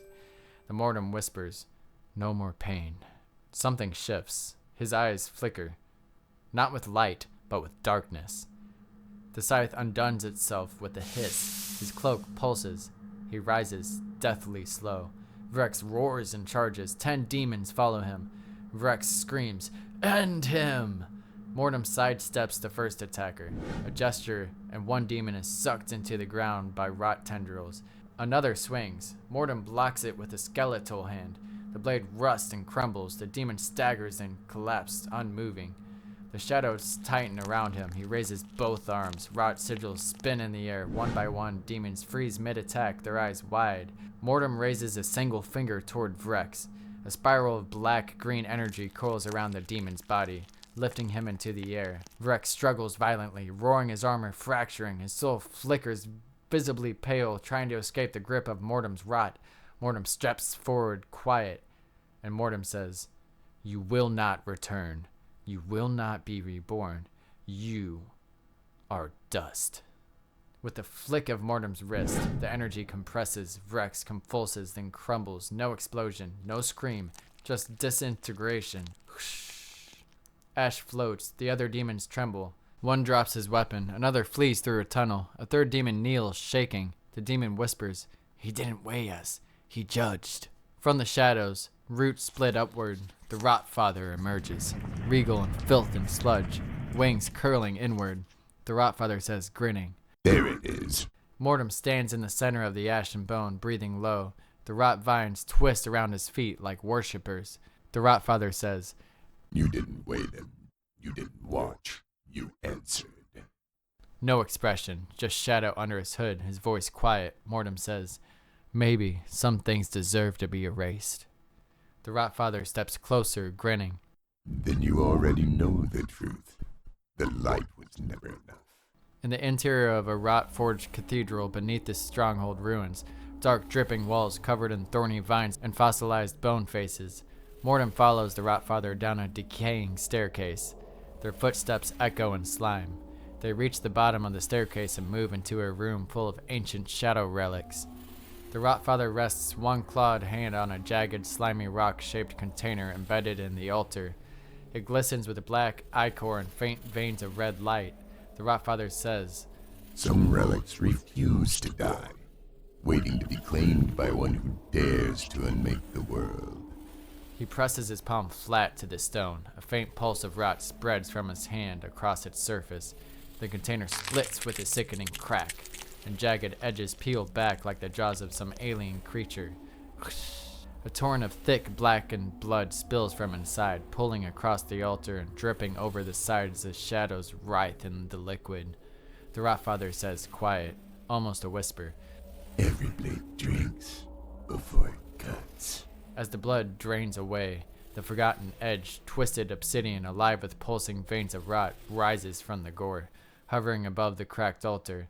The Rotfather doesn't touch it. Instead, he lifts his other hand, and shadow tendrils snake upward from the floor to cradle the scythe midair. With a subtle, unseen tug through his telekinetic link to the rod itself, the scythe floats smoothly toward Mortem, cutting through the air as though drawn by fate. The Rotfather says, smiling faintly, Take it. Let the soil remember you. Mortem extends his free hand and grasps the forgotten edge, its black veins writhing up his arm. In his other hand, his old ethereal scythe still glimmers faintly, a thin, pale light trembling along its blade. Mortem glances at it one last time. His hood tilts just slightly, as though he almost hesitates. Mortem says quiet to himself, Light was never mine to keep. He opens his fingers. The old scythe falls in silence, its glow sputtering, dimming to nothing as it drops. On impact with the stone floor, the blade shatters like glass, faint shards of light scattering across the ground before fading into darkness entirely. Mortem doesn't look down. Shadows already began crawling up the fragments, swallowing them whole as though they never existed. The Rotfather says, watching, And so the last dawn inside you die. Mortem stands in the reddish light, holding the new scythe. His cloak trails shadow. The cracked remains of his old scythe crumble at his feet. Rotfather circles him slowly, voice quiet but thick with intent. The Rotfather says soft and low, You wonder if she'll even notice. If she even remembers what you once were to her before she left you to rot. Mortem doesn't move, but the shadows around his feet ripple slightly. The Rotfather, continuing, says, The first to dawn, the first to fall, and not even a hand to catch you. Close up on Mortem's fingers tightening slightly on the forgotten edge. The Rotfather continues, She chose the roots. You became the soil. So tell me, Gravewalker, why raid the world when you can remake it? Mortem's face remains hidden in the hood, but in the darkness beneath, his single visible eye flickers, and for the first time it burns faintly, red instead of pale. A soul doesn't fall in a single breath. It slips, quietly. Mortem's fingers tighten around the forgotten edge. His single visible eye still burns faint red beneath the hood. The shattered shards of his old scythe have already been swallowed by the floor. The air grows colder, heavier, and so the soul remembers what the roots forgot. Mortem lowers the scythe to his side and steps forward. The same demons who mocked him earlier, now far away in distant tunnels, suddenly freeze as the shadows around them ripple and stretch. Demon number 1 says, startled, What? Mortem raises the forgotten edge and draws it through the air in a deliberate arc. The blade leaves behind a jagged tear, a portal that yawns open with writhing black light. In the tunnels, the fleeing demons scream as identical tears rip open beneath them. Black tendrils snake out, latching onto their limbs. Demon number 2 says, panicked, No! We fled! One by one, they are yanked through the portals, their claws grabbing helplessly at the stone, until they are all dumped in a heap at Mortem's feet, about 5 to 10 demons shivering, gasping, horrified. Mortem lowers the scythe to his side. With a faint motion of his free hand, tendrils of shadow sprout from the floor, walls, and ceiling, pinning each demon where they stand, arms outstretched and throats barred, held in perfect stillness despite their desperate struggles. He raises his other hand, a single finger extended, and points it at the first demon. A thin beam of black light pierces the ear. Mortem says, flat, unmade. The demon gasps, eyes bulging, claws clawing at its own throat as it convulses. Its body begins to crack and crumble from the inside out, dust leaking from its mouth and eyes before it collapses fully into ash. Mortem turns his finger, now pointing to the next. The same process begins, slow, deliberate. The others thrash against their bonds, shrieking but cannot move as he picks them off one by one. Mortem's hand remains steady as another demon disintegrates. This one takes longer, its ribs audibly cracking as it suffocates. Mortem's hood shadows his face, but the faint red glow of his eyes flares hotter. The Rotfather leans closer from behind, his grin feral as he watches. His voice echoes through the chamber, excited and venomous. the Rotfather says, roaring. Yes, do it slow. Embrace the shadow. Embrace the rot. Moments later, Mortem stands alone, a faint swirl of ash, his scythe humming with black light, tendrils withdrawing back into the floor. He lowers his hand at last, silent, his gaze still fixed forward as if nothing happened. The room is dead quiet, just a faint rustle of dust settling. In the interior of a harvest tower, shadow chamber, the obsidian walls glow faintly with pulse veins of rot tech. The CEO stands at the head of a long table, agents waiting silently. T-Bone Todd lurks inside a reinforced cage at the back of the room. Chains clink as he gnaws on a greasy meat club. Eyes bloodshot, face twitching, drool streaks down his chin. He slams the bars once, a guttural growl echoing through the chamber. The CEO says cold and measured, "Not yet." He's still unstable. That hunger is power, but it has no discipline. For a brief moment, Todd's gaze hardens. He pauses mid-bite, like he's about to resist, then he lowers his head, breathing heavy through his teeth. The CEO continues, "Let him thrash in his cage. One day, maybe, we'll let him off his leash, so he can ruin the boy's life even more."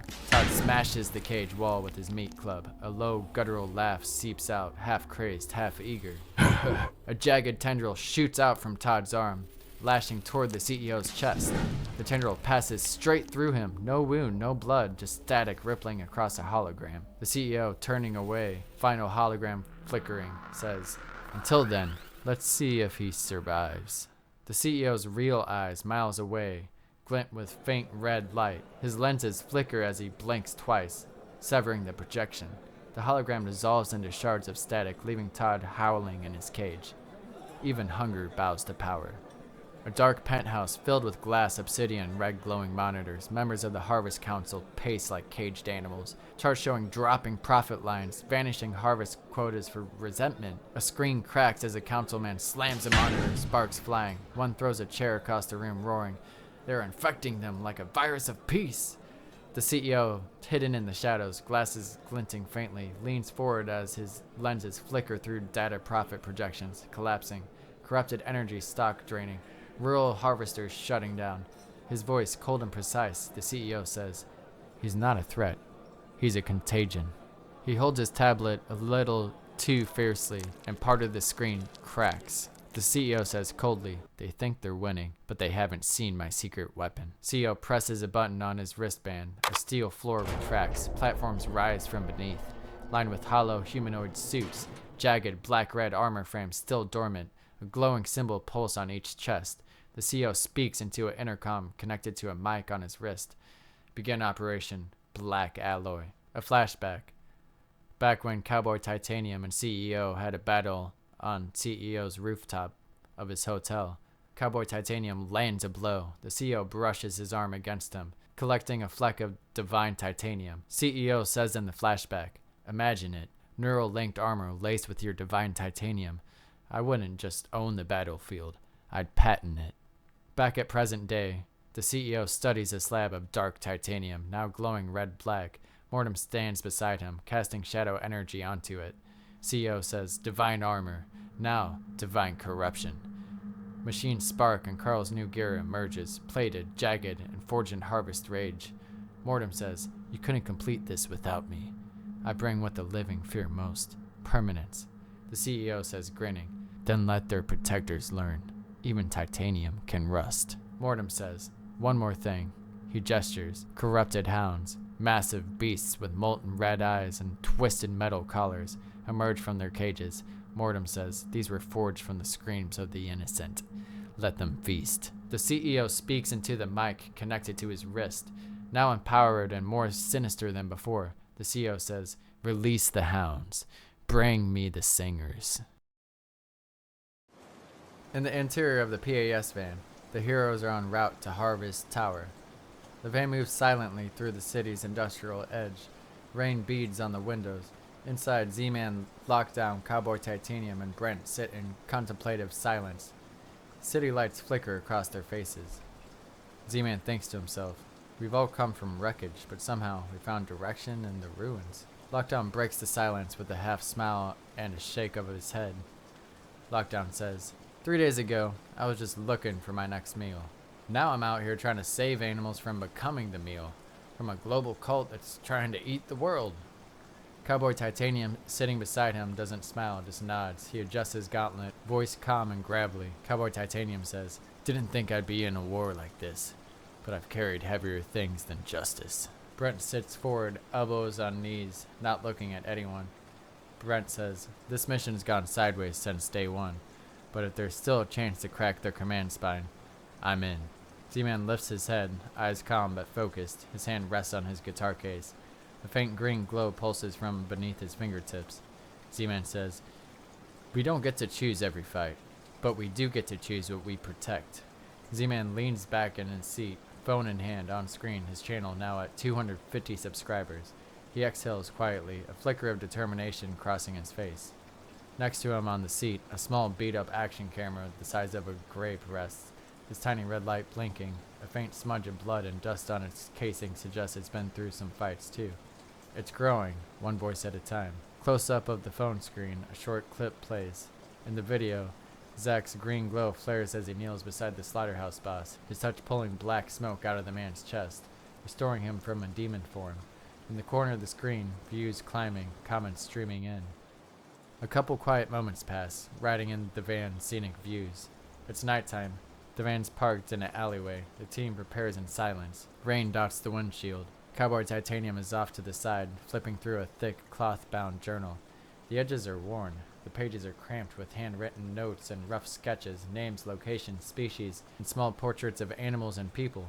Z-Man says, noticing, "What is that?" Cowboy Titanium, without looking up, says, "A record of the ones we didn't save yet."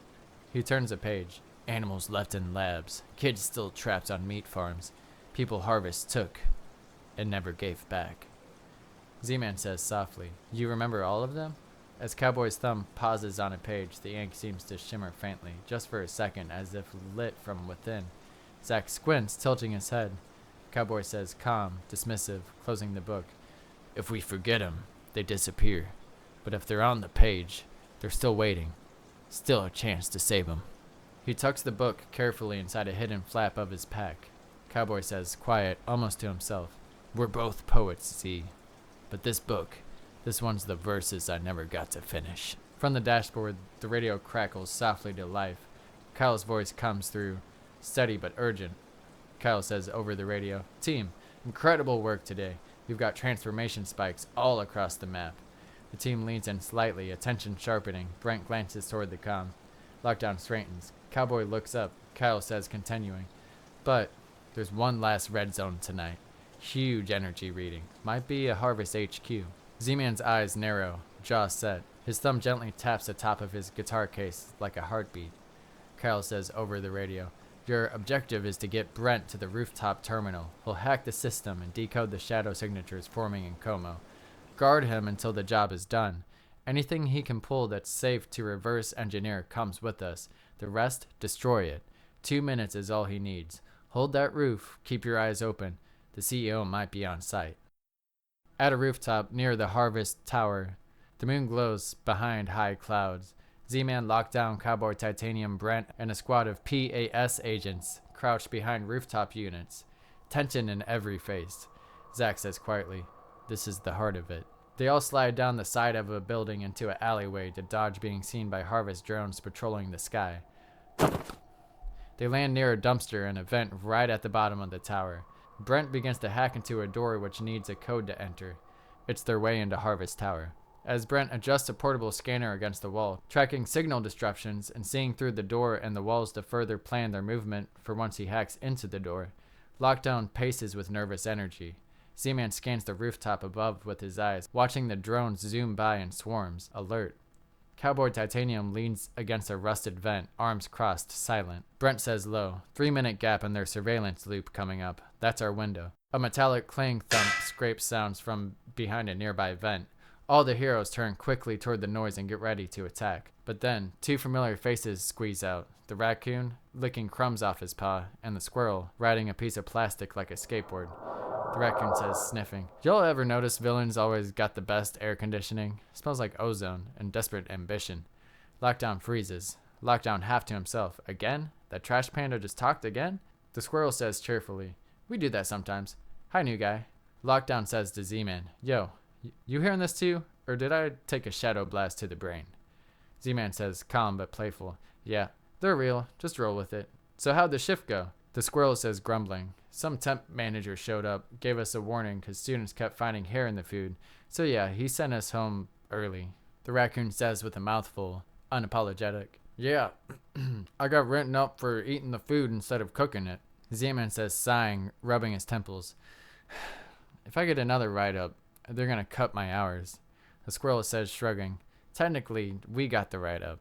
Then the raccoon says, grinning, but like, under your name. The squirrel says, yep, said we were violating health code standards. Whatever that means. Z-Man says, sighing, right. Thanks for trying. He steps closer, voice dropping a little, and Z-Man says gently, but what are you doing here? The squirrel says, serious now, eyes wide. Shadows here aren't normal.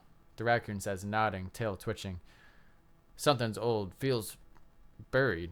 The squirrel says, voice lowering. Rotten core, kinda ancient. The team stares. Brent frowns, hearing only squeaks while watching Z-Man and Lockdown nod like it's normal. He glances from his tech while he works on opening the locked door. Lockdown says, whispering to Z-Man, yo, did that squirrel just say rotten core? That sounds like boss level bad. Brent says, rolling his eyes, great. The animals are giving us prophecy now. This is officially above my pay grade. Z-Man says, the rotten core? What is that? The raccoon says, wiping his paw and grinning. Bigger than you. Bigger than us. Some things you fight. Some things you wake up. You'll see. Or you won't.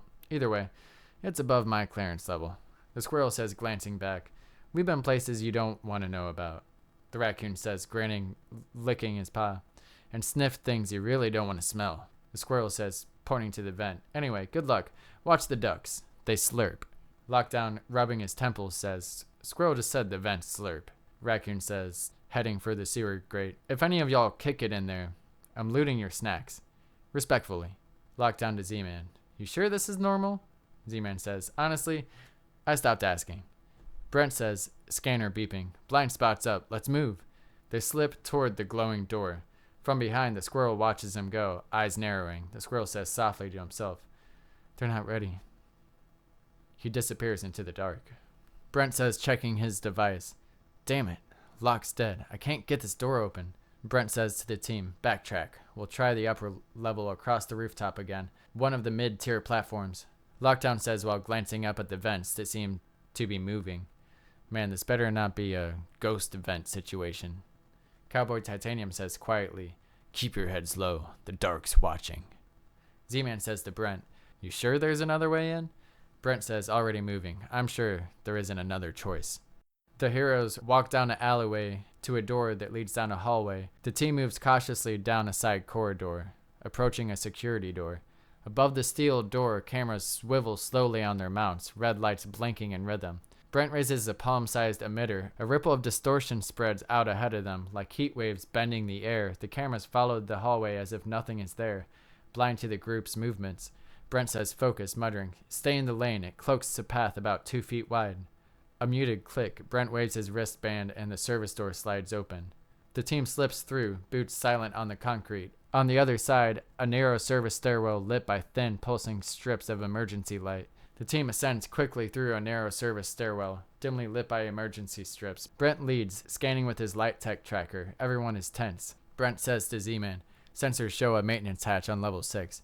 If we hit it right, we drop in above the server spine, bypass their firewall. Brent continues, massive energy buildup. Their tech's evolving. This isn't the same setup we've seen before. In the tower hallway, faint barking echoes from somewhere ahead. The walls are lined with red glyphs and new black circuitry that pulses like veins. Lockdown says, cool. Love what they've done with the evil energy death hallway. As they push open the reinforced maintenance door, the corridor beyond erupts in Harvest Agent Shadow Tech going off. A scatterblade rifle, a whip, the swinging of cleavers.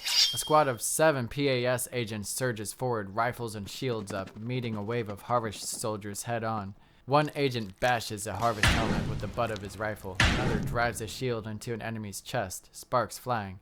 A PAS agent is knocked back by a shadow baton strike. His teammate grabs his arm, holding him upright. The PAS squad leader says, shouting, stay tight, push him back. The squad locks formation, bracing against Harvest fire.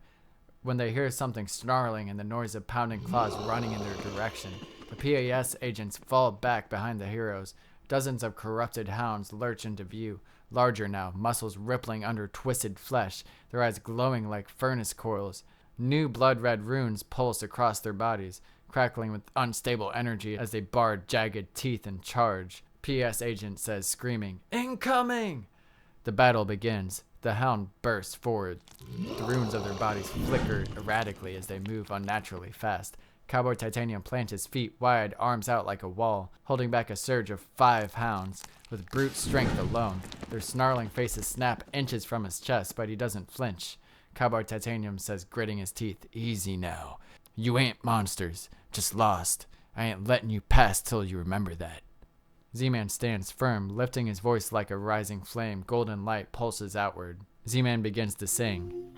They don't care to say, just wanna get paid. They can't fade, you fade away. They just wanna get paid. The front line of hounds falter. Their red glow flickers. One drops its snarl, tail low. Another stops, confused. Lockdown says, "Bro just dropped bars on Cujo and made him vegan."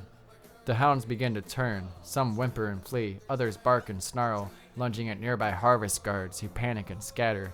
One harvest agent slaps a red emergency switch as they retreat. A siren begins to blare. Amid the chaos, 2 harvest agents stand their ground. One swings a jagged shadow cleaver that extends mid-swipe, veins of rot reaching like claws even after missing its mark. Another fires a scatterblade rifle. The shards miss their targets, but instead of falling, they skitter along the floor like black, tick-like creatures, crawling after Z-Man and Brent. Z-Man says, staring, "They're weapons. They're alive." Brent is crouched by a console while firing one-handed, glancing at the crawling shards with a clinical frown. Brent says, calm and correcting, "Not alive, undead, death energy, given form, crude but sloppy." He rises slightly, taps a control on his ankle, and stomps the ground hard. A blinding pulse of light radiates outward from his boots, washing over the floor. The skittering shards screech, wither, and crumble into black ash that sinks into the cracks. Meanwhile, the cleaver's black veins keep stretching toward Cowboy even after its wielder has fallen. Cowboy grabs the reaching blade and mid-swipe glares at it and slowly snaps it in half with both hands. The pieces dissolve in a sludge and drip between his fingers. Cowboy Titanium says, "Either way, dead now." Brent kneels beside a nearby terminal, jamming a device into the control port. His scanner flashes green. Brent says, calm and focused, "Alarm's dead." As the hounds chase the harvest agents off fully and the alarm dies down, Lockdown says, grinning, "Hey Harvest, looks like your hounds just unionized." Suddenly, slurp! A nearby ceiling vent lunges at Lockdown like a snapping maw. Tendrils of wires inside swipe out like a tongue. Lockdown yelps and stumbles back. Lockdown says, "Yo, the vent is trying to eat me!" Cowboy Titanium slams a punch into the vent, crushing it with a loud crunch. It recoils with a metallic screech and retreats into the ceiling. Lockdown rubbing his shoulder, muttering, "Squirrel wasn't wrong. The vents do slurp." An interior stairwell door swings open behind the fading battle. Brent looks up at a spiraling steel stairwell leading toward the upper levels. Red emergency lights strobe faintly. Brent says, "Top floor is still active. Signals spiking above us. Whatever they're guarding, it's up there." The team races up the winding stairwell toward a glowing access door. Z-Man leads, voice echoing faintly behind them. Z-Man says, "They corrupted animals. What else have they twisted up here?" Cowboy climbs behind the others, winded but steady. Lockdown reaches back to help him up the last step. Cowboy chuckles. Cowboy Titanium says, grinning, "I'm built like a barn, not a stairmaster." Lockdown says, smirking, "Yeah, but you're the barn we hide behind when things go sideways." The rooftop door bursts open. The team emerges into a wide, wind-swept rooftop surrounded by jagged shadow tech pylons. Crimson energy arcs between them like a living cage. For a heartbeat, the rooftop looks empty. A black sky churns overhead. The floor is etched with massive glyphs and circuitry spiraling outward like rot-infused roots. The faint hum of the terminal thrums under their boots. From behind a ventilation bank, the squad crouches low, scoping the rooftop. Now the truth is clear. The shadow terminal pulses at the center, its cables throbbing like veins. 7 elite harvest agents stand in a loose perimeter around it, armor heavy, masks glowing crimson. Mounted auto turrets sweep the rooftop edges, scanning with red eyes. At the heart of it all looms the team leader, massive, clutching a grotesque harvest cannon that pulses like a living organ. Brent adjusts his visor, scanning readouts. Brent says low and urgent, 7 elites, turrets, and that cannon. If we go loud, we'll be shredded. This is bad. Lockdown says, so what's the play, boss? Glancing at Z-Man. Z-Man straightens himself, hand on his guitar case. Z-Man says, calm and steady. We start with light. I'm going to try to strip the shadow off of one of them. Show the others they don't have to fight. Brent says, snapping, alarmed. What? That wasn't the plan. If you step out there, they'll swarm you. Z-Man says, Kyle put me in charge. That's my call. If there's even one soul we can bring back, that's where we begin. Brent says, shaking his head, frustrated. This is a terrible idea, but fine, your lead. Z-Man steps out into view. The rooftop wind whips his hair as he strums a low, resonant chord. His voice lifts, calm but commanding. Z-Man begins to sing. Now if it leads, everybody loves me. But then you get the biggest piece of me. Jesus me. One agent stumbles, his mask flickering. The crimson glow fades for a heartbeat. His weapon dips. Brent hissing under his breath. It's working. Or maybe. Then, the other elites react instantly, becoming a surrounding threat. Closing ranks around Z-Man. Heavy boots thud in unison as they circle him. The flickering agent convulses, shadow energy snapping back into him even stronger. Mask sealing tight again. Brent says urgent, nearly yelling, They're surrounding you, forget this! Z-Man strums harder, pouring himself into the song. The elites keep closing in, shadows pulling around their feet. Brent says, cutting in, furious, Enough, this isn't working! Brent rips his rifle from his back and fires a light pulse volley into the nearest elite, knocking him into a turret. Brent says, shouting, All units, attack, now! The instant Brent calls the attack, the rooftop ignites with chaos. Cowboy takes on turrets. The auto turrets swivel, spitting arcs of shadow fire, but Cowboy Titanium roars and charges straight into the line of fire, titanium bones glowing. The bullets ricochet harmlessly off his chest. With brutal ease, he rips one turret from its mount and slams it down like a hammer, the rooftop trembling. Another turret fires point blank. Cowboy grabs the barrel, snaps it like a twig, and tears through the last two, hurling their shattered husks into the night sky. Lockdown calling out, grinning through the chaos. Guess he's got the hardware covered. Two elite harvest agents unleash a void net, black lattice expanding mid-air. Z-Man strums a desperate chord, splitting half the net. The rest lashes out, nearly dragging him and Lockdown into a black rift opening at their feet. Lockdown screams, blasting sound like a sonic chainsaw. The strands snap just as their boots touch the void's edge. They stagger back, wide-eyed. Z-Man says, panting, That was too close. Lockdown says, We almost got a one-way ticket to nowhere. Before they recover, another elite charges with a giant shadow cleaver. The blade carves the air itself, a burning scar of darkness slicing inches from their bodies. Z-Man deflects with a cord shield. The impact rattles his bones. The shield cracks. The cleaver rises for a killing blow. Then, Cowboy Titanium barrels in, bellowing like thunder. He rips a massive turret carcass from the floor and hurls it into 3 harvest agents, flattening them against the rooftop. The last agent swings again. Cowboy grabs him by the waist, spins faster and faster until the rooftop is a blur. With a roar, Cowboy launches him like a missile into the stars, the figure vanishing into the night sky. Lockdown says, staring wide-eyed, Remind me to never make you mad. The team leader finally raises his monstrous cannon. It pulses and vomits a cone of shadow mist so wide it swallows the rooftop. The heroes dive. The mist disintegrates a ventilation unit into sludge. For a heartbeat, they think they dodged it. Then they notice the fragments of mist crawling back together, forming dozens of shadow beasts, twisted, half-human, half-cable creatures shrieking. Brent, horrified, says, The cannon doesn't just fire shadow, it creates it. The beasts rush, claws scraping sparks out the rooftop. Z-Man shreds his guitar, sound waves blasting through the first wave. Lockdown drops a bass line, shattering 3 more. Cowboy wades in with fists like meteors, cracking skulls and scattering shadows. Even so, the horde presses in, teeth snapping at ankles, claws ranking armor. The heroes stagger but hold. Then Brent, who stayed low near the terminal, suddenly rises behind the team leader. He lifts his scanner and locks onto the harvest's cannon. His scanner HUD says, Structure mapping. Weakness analyzing. Data transferred. For a heartbeat, Brent's visor reflects data of the weapon. Dark tech interlaced with organic rot. He mutters under his breath, I can reverse this. I will reverse this.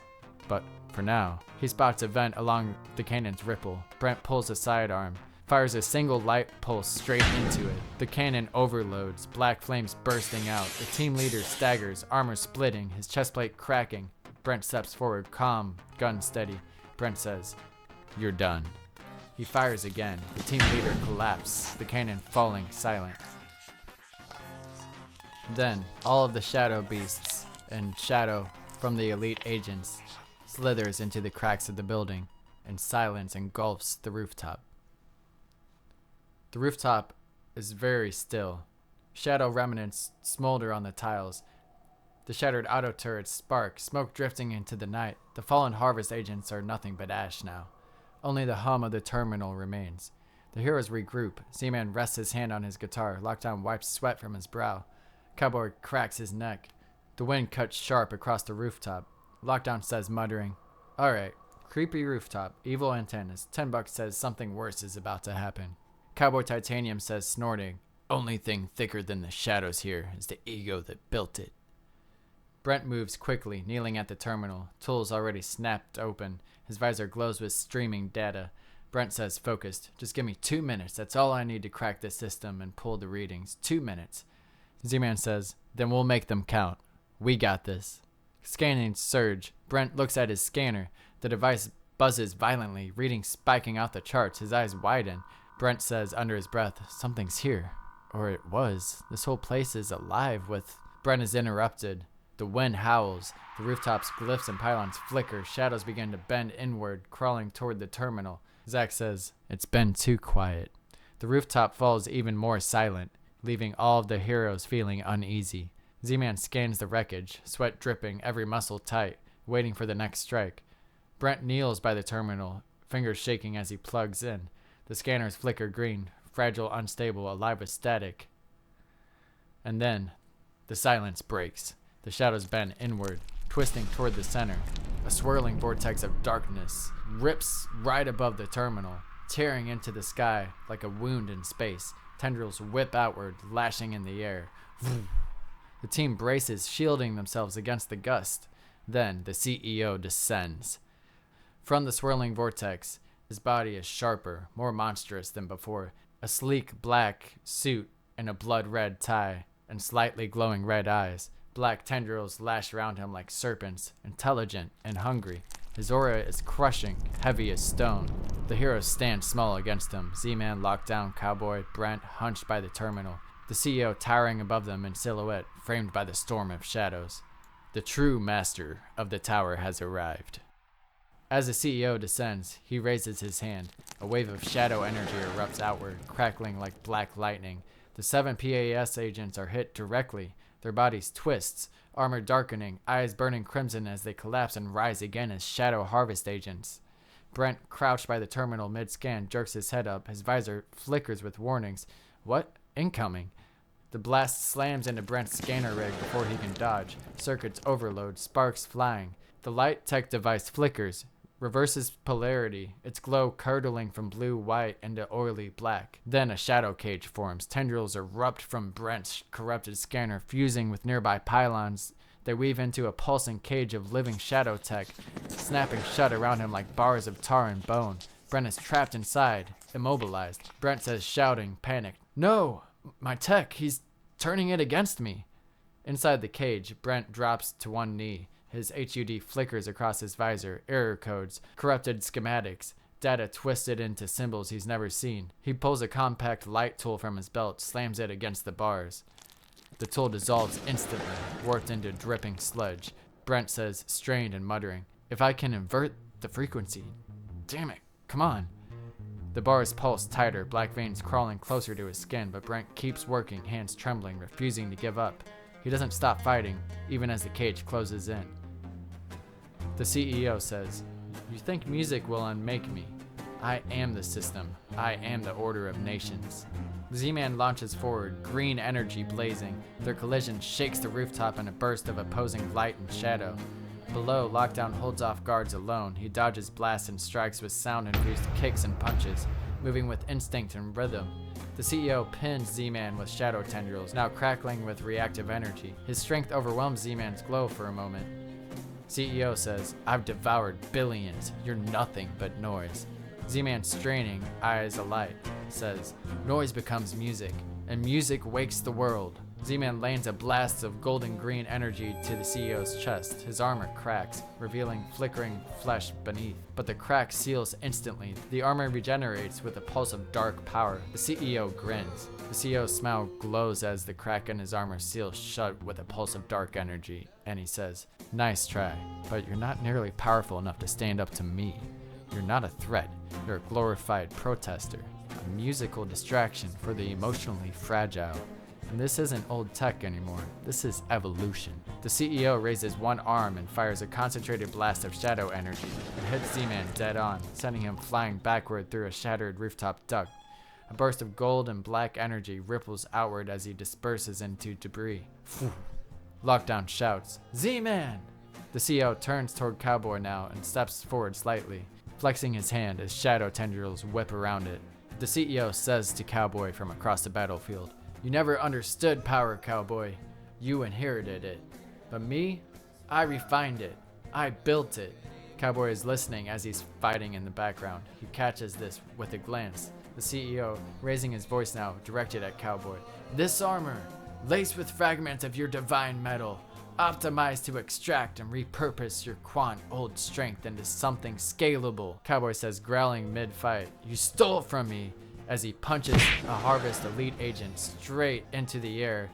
The Harvest Elite agent is now flying towards the CEO, and the CEO lifts one hand, stopping the agent mid-air with shadow tendrils. The CEO says, "I harvested you. Back on the rooftop of my hotel. When you thought you had me beat, I was 5 steps ahead." The CEO then pumps extra shadow into the Harvest agent, making him slightly bigger, and hurtles him back at Cowboy Titanium. Cowboy Titanium punches him into the air, and the Harvest agent flies into the distant horizon as Cowboy jumps headfirst into a group of 20 Harvest agents. Then a golden surge explodes from the rubble. Z-Man rises, hovering slightly, a faint glow in his chest. His eyes blaze green, hair windblown, voice steady. He plants his feet and sings.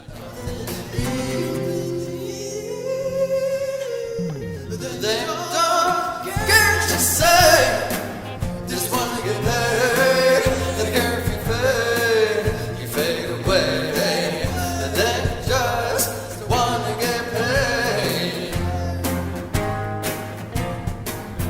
Oh. As the words leave his mouth, a radiant sonic wave bursts forward, a glowing arc of light and sound slamming into the CEO, staggering him. The pylons around them spark and crackle. The CEO says, gritting his teeth, "Not this noise again." Z-Man and the CEO charge towards each other again. Light versus shadow. Z-Man blazes forward in golden green energy. The chorus still echoing. The CEO meets him head on, tendrils lashing like intelligent whips, intercepting the blast. The CEO pivots mid-strike, slamming a fist into Z-Man's side. The tendrils wrap around Z-Man's arm and leg, yanking him off balance mid-air. CEO says, snarling, "You think your voice can break systems? You're still playing chords. I'm rewriting code." He twists and launches Z-Man across the rooftop. Z-Man crashes hard into a reinforced duct, smashing through it in a shower of sparks. The rooftop shakes. Z-Man is down, momentarily buried in rubble and smoke. Z-Man's voice cuts through the haze as he forces himself up. And he says furiously, "You follow the Rotfather like a dog. All that power and you're still somebody else's puppet." The CEO stands tall, brushing off scorch marks from Z-Man's previous blast, unfazed. The CEO says, chuckling darkly, "I followed the shadow because it lets me lead my way. The old gods rot. I scale." Meanwhile, Cowboy and Lockdown are fighting Harvest agents. Cowboy Titanium stands about 20 feet from Lockdown, surrounded by Harvest agents in full Shadow Tech armor. One charges. Cowboy slams a punch into his chest so hard the agent flies back 20 feet, crashing into the 5 agents Lockdown was holding off, bowling them all over in a heap. Cowboy grabs another agent by the legs and spins in place, swinging the man like a flailing weapon. He slams into shadow soldiers left and right, knocking a dozen off the roof like batting away flies. Cowboy continues to spin in place, feeling a faint drain in his limbs as the shadow pylons anchored at the far end of the rooftop pulse with black light. siphoning his energy into the cracks below. His eyes narrow. Cowboy Titanium says, gritting his teeth, "You think you can bleed me dry? Here, take it all back." With a roar, he spins the agent and hurls him like a disc across the rooftop. The body smashes into the cluster of shadow pylons, snapping them in half as it plows through. Sparks and black mist erupt as the pylons collapse. Half a dozen agents guarding the pylons are bowled over in the same brutal arc, clattering into each other like dominoes. The draining sensation lifts instantly as the shattered pylons dissolve into sludge. Cowboy stomps the rooftop with a massive crack, sending a shockwave through the concrete. Cracks spiderweb outward as agents stumble. The agents stumble but recover and reveal even nastier tools. Two at the edge slam heavy tethered pikes into the rooftop, anchoring black tendrils that lash toward Cowboy's ankles like barbed vines. Another kneels, raising a void net launcher, firing a writhing spiked web that spreads in midair, trying to pin Cowboy against a wall. A fourth draws a living cleaver which stretches outward mid-swing, grains of rot reaching Cowboy even as he dodges. Agent says, hissing, "Upgrades engaged. Don't let him breathe." Cowboy grits his teeth, plants his feet, and snaps the barbed tendrils with a single wrench of his legs. He ducks the net, grabbing it midair and tears it apart with both hands, tossing it aside to dissolve into sludge. The cleaver lashes at him, but he catches it by the neck and with a sharp twist snaps it in two, letting it fall and melt into black tar at his feet. Cowboy Titanium says, growling, "Even your fancy toys can't save you from a beating." Cowboy slams both fists into the rooftop with a roar. A whole corner of the rooftop gives away. Chunks of stone and harvest tech crash down into the levels below, taking several screaming agents with it. Cowboy Titanium says, yelling over the chaos, "This is for every voice you tried to silence." Carl the Carnivore lunges from the shadows, enhanced with brutal-looking armor, enriched by divine titanium. He tackles Cowboy Titanium from the side with full force. A dark portal begins to open behind him. Cowboy stumbles but doesn't fall. He grits his teeth and throws a devastating right hook into Carl's jaw, cracking part of Carl's helmet. Cowboy Titanium says, gritting his teeth, "That's my titanium in your armor, but it ain't the metal that matters. It's the spine behind it." Carl staggers back, then slams his cleavers into the ground. Shadow tendrils erupt, surrounding Cowboy as the vortex expands. As Carl staggers back, the CEO's voice booms across the rooftop. CEO says, cold, commanding, "Enough theatrics. Activate drain mode." Carl's armor hiss and shift. Red glyphs flare across his armor. A low hum begins to rise as the portal behind them pulses wider. Inside we glimpse a writhing, half-formed rotten core pulsing black-red sludge and cracked fruit flesh. Carl says, hesitating, "You said this would be a fight. You didn't say you'd drain him dry so quickly." CEO says flatly, watching with arms crossed, "He's outdated hardware. You're just the delivery system." Then, the draining begins, and the shadow starts to feed off of Cowboy Titanium. Carl slams his claws into Cowboy's chest. Each punch, then streaks of light energy pull away from Cowboy's body and twist into red-black strands, sucked backward into the portal where the core absorbs them. Inside the portal, the rotten core spasms as it feeds. Shadowvines writhe and pulse around it. Cowboy's knees buckle slightly. He grits his teeth, bruised but still fighting. He throws another hard punch, staggering Carl. Mid-air clash, Z-Man and the CEO explode apart in a violet burst of shadow and light. Z-Man crashes into a rooftop duct with a grunt. Z-Man pulls himself up again, gasping, and sees Cowboy Titanium wrapped in living tendrils, being dragged toward the swirling portal and being punched again and again. Z-Man screams, "Cowboy!" Carl smashes into Cowboy's back, pushing him deeper into the vortex. His armor glows red hot with corrupt energy. Carl says, snarling, "Hope you like chains, big man. I'm finally earning my seat at the table." But Cowboy is still too strong for Carl. He punches him back and lands a punch so hard it makes Carl fly back and create a dent in the cement ceiling while landing on his back.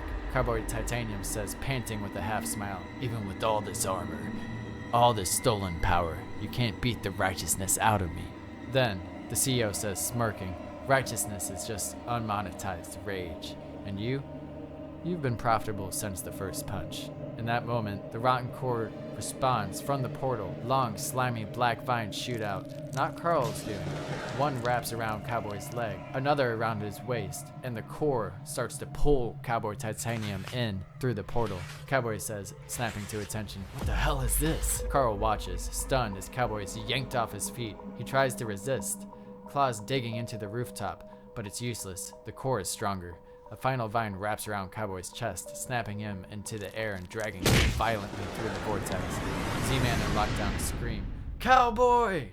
As the Rotten Core's vines yank Cowboy into the vortex, the remaining Harvest agents glance at each other, visors flashing. One slams a black beacon into the ground. Small, swirling portals bloom open around the rooftop. One by one, the agents back away into the darkness, vanishing through the portals like disciplined phantoms. The last one pauses, watching Cowboy disappear, then steps through just as the portal snaps shut. The last agent says into comm, low, asset secured, withdrawing. The CEO steps to the edge of the vortex, eyes narrowing as the last flickers of light vanish into the swirling dark vortex. He turns to Carl, his expression unreadable, calculating. Carl stands frozen, caught between awe and confusion. CEO says low, decisive, come. You've earned your next upgrade. Then CEO grabs Carl by the shoulder. I've got a system to enforce, and I need tools that hit hard. In a blur of motion, the CEO pulls Carl into the vortex with him. The portal pulses violently as both vanish into the darkness. Lockdown sprints forward too late. The portal starts to seal as he leaps, arms outstretched. No, Cowboy! Z-Man reaches for Cowboy, but something skids across the rooftop toward the edge. Cowboy's notebook.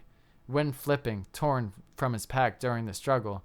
Z-Man dives, grabbing the journal just before it falls into the dark off the rooftop. He watches helplessly as the portal with Cowboy in it closes, with Lockdown running into where it just was as soon as it closes all the way. The rooftop is now silent. Z-Man kneels, clutching the book to his chest. Lockdown stands frozen, head low. The other Harvest agents teleport away. As the last Harvest portal snaps shut, the corrupted PAS agents crumble into hollow shells. When the smoke clears, only shattered armor and tar-like residue remain. Lockdown stares. As he stares at the empty suits, his voice is low and raw. He says, they didn't make it. He erased them. Z-Man says, clenching the notebook, whispering, Harvest steals more than lives. It steals the chance to bring them back. Then Brent says, hey, over here! Z-Man and Lockdown run over. Z-Man stands over the shadow cage, his palm glowing faintly. He blasts it apart with a pulse of harmonic energy. Brent stumbles out, coughing. His hands are empty. The corrupted tech is gone, melted into black residue. Brent says, looking around, all that gear gone, and our only chance of getting the data we needed gone. I was gonna reverse engineer it all into light. Guess all I get is a front row seat to the cost. Lockdown says, low and shaking, they took him. Z-Man eyes heavy, voice barely above a whisper. He remembered every life we couldn't save yet. Now we remember him, the same way. Lockdown stares at the spot where Cowboy vanished, his voice shaky. That vine, that thing that pulled him in, was that the core the squirrel warned us about? Z-Man doesn't answer right away. He stares at the empty space where the portal had just been, its absence heavier than its presence. Z-Man says quietly, I don't know, but we need to tell the others what we saw. Whatever it was, it's growing. Z-Man speaks again, quiet, bitter, and clear. Carl found his place, right in the heart of the harm. Brent stands over the destroyed tech console where the CEO once stood, scanning twisted remains of metal and wire. Brent glances over at the remains of the panel he was hacking into. No shadow energy, no core, just shattered scraps. Brent says darkly, the shadows didn't die, they followed him. City Park at sunrise the next day. The sky glows orange and pink. Zach sits on a bench with his son, eating slices of fruit. The world feels still. Zach's son pulls a small drawing from his backpack. Crayon lines of Z-Man saving animals, surrounded by light. Zach's son says, are you gonna save the world, Daddy? Zach takes the drawing gently, a soft smile. He nods, emotion in his eyes. Then Zach says, yeah, buddy. I'll save what I can. Zach opens his guitar case beside him. Tucked between worn papers and spare strings is Cowboy Titanium's scorched notebook. Zach holds it for a moment, then carefully slides it into a hidden pocket in the case. Zach thinks to himself, Cowboy believed in something. I have to carry that now, for both of us. Zach stands as his son runs up with the soccer ball. He slings the guitar over his shoulder. The sun catches in the branches of a tree overhead, golden light flittering down. Before he was a hero to the world, he was just a father trying to do better. I've lost friends before. Not to villains or battles, but through time, distance, and change. It reminds me how fragile those connections can be. With the world testing how much you can carry and how much you can take away before you break. Thanks for watching. See you in episode 5.